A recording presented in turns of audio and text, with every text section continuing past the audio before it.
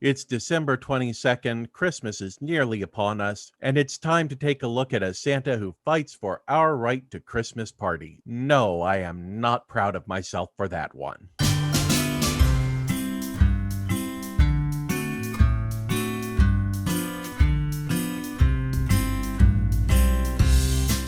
Sandy, thank you for coming. I know, but I obviously wouldn't have called you all here unless it was serious. The boogeyman was here, at the pole. Pitch? Pitch black? Here? Yes, there was black sand covering the globe. Born in 1958 in Amityville, New York, Alec Baldwin and his 3 brothers and 2 sisters were raised in Massapequa by their parents, Carol and Alexander Ray Baldwin. Alec was the eldest, and after playing football in high school, he moved to New York City, where he studied political science at George Washington University and worked as a busboy at Studio 54. He transferred to NYU's Tisch School to study acting and was accepted as a member of the Actors Studio. But he would not receive his BA in drama until 1994. In 1982, he made his television debut as Billy Aldrich in NBC's The Doctors, and his film debut followed in 1987 with a minor role in Forever, Lulu. He would go on to appear in Beetlejuice and as Jack Ryan in The Hunt for Red October, as well as taking over for George Carlin as Mr. Conductor on Thomas and the Magic Railroad. He later co-starred on 30 Rock, playing an NBC executive named Jack Donaghy, and winning 3 Emmys, 2 Golden Globes, and 7 Screen Actors Guild Awards for that performance. Most recently, he has been applauded for his appearances on Saturday Night Live, portraying the President of the United States. And since 2017, he has been the sole host of Turner Classic Movies' The Essentials. In addition to his acting work, Baldwin co-created the Carol M. Baldwin Cancer Research Fund with his mother, Carol, and has been a major donor to the New York Philharmonic, the Roundabout Theater Company, and to literacy programs in the Long Island Library System. Naughty list, you hold the record. But no matter, we overlook. Now we are wiping clean the slate. How come? Good question. How come? I tell you how come. Because now you are guardian.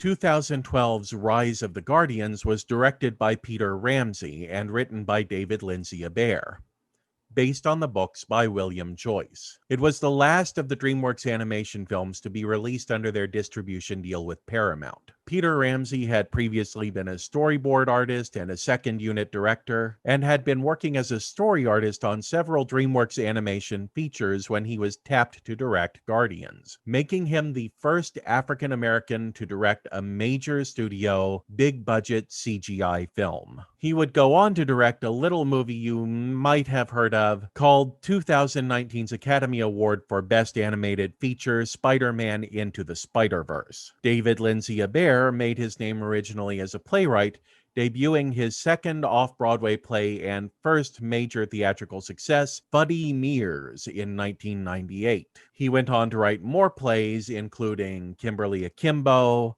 and Rabbit Hole, as well as adapting the movies High Fidelity and Shrek for the Broadway stage. He made his debut as a screenwriter with 2005's Robots, and others of his film credits include Inkheart and Oz the Great and Powerful, and the 2015 remake of Poltergeist. While Rise of the Guardians was largely a critical success, it hit the box office concurrently with the final chapter of the Twilight Saga, the James Bond film Skyfall, and Lincoln, and it never managed to rise above 4th at the box office. It was the first time that DreamWorks had taken a loss on one of their animated movies since 2003's Sinbad, Legend of the Seven Seas. And at my center,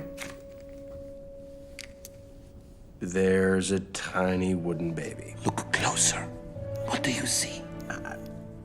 Yeah, big eyes. Yes! Big eyes, very big, because they are full of wonder. There have been several attempts lately to take the Santa legend in the direction of an ancient warrior king or spirit. but most of those have been in the horror or suspense genre. Alec Baldwin's North is one of only a handful of family-friendly takes on this idea. He's a Russian strongman with naughty and nice tattoos on his forearms, and a distinct punch first and ask questions later attitude. And it works very well, in part because it doesn't dive so far into the idea of Santa Claus as a warrior that it forgets that he's still a children's character. This Santa may be a powerful fighter, but he's a powerful fighter who has dedicated his entire immortal life to looking after the children who believe in him. And Baldwin's voice performance is a major part of selling this. While this Santa is squat and powerful and moves with a warrior's speed and strength, the voice performance keeps Santa light and airy.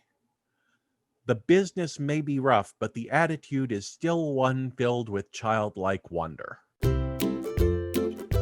Alec Baldwin has an impressive list of credits, true, but he's provided voices for some of my favorites, including Captain Gray Edwards in Final Fantasy: The Spirits Within, and Leonardo in the short-lived animated series based on Kevin Smith's Clerks. But what do you think of his role as North, aka Santa Claus, in Rise of the Guardians?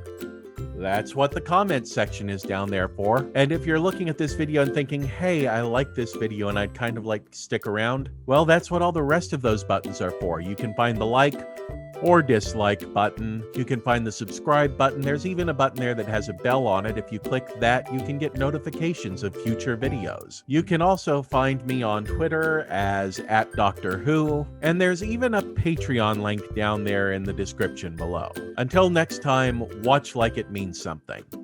And take care of yourself, because I can't be there to take care of you.